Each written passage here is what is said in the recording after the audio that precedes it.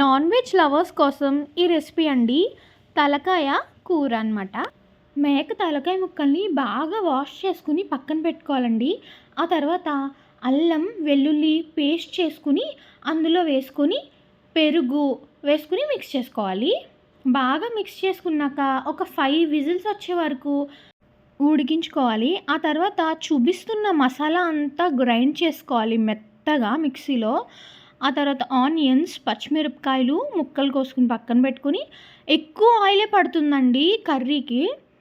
ఎక్కువ ఆయిల్లో ఆనియన్స్, పచ్చిమిరపకాయలు వేసుకుని బాగా ఫ్రై చేసుకున్న తర్వాత ఇందాక చేసి పెట్టుకున్న మసాలాని హాఫ్ మసాలాని వేసుకుని ఫ్రై చేసుకోవాలండి. మిగిలిన హాఫ్ పక్కన పెట్టుకోవాలి. ఇప్పుడు మనం ఇందాక బాయిల్ చేసి పెట్టుకున్న మేక తలకాయ ముక్కల్ని వాటర్ అంతా స్ట్రైన్ చేసుకుని ఓన్లీ ముక్కలు మాత్రమే వేసుకోవాలి. వాటర్ని పక్కన పెట్టుకోవాలి.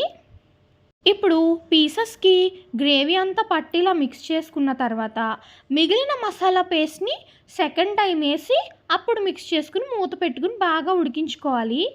ఆ తర్వాత ఉప్పు, కారం, పసుపు వేసుకుని బాగా మిక్స్ చేసుకుని మూత పెట్టుకోవాలి. ఈలోపు ఛానల్ని లైక్ చేసి, షేర్ చేసి, సబ్స్క్రైబ్ చేయండి. ఈలోపు ఒక హాఫ్ లెమన్ సైజు చింతపండుని కూడా నానబెట్టుకుని పక్కన పెట్టుకోవాలి.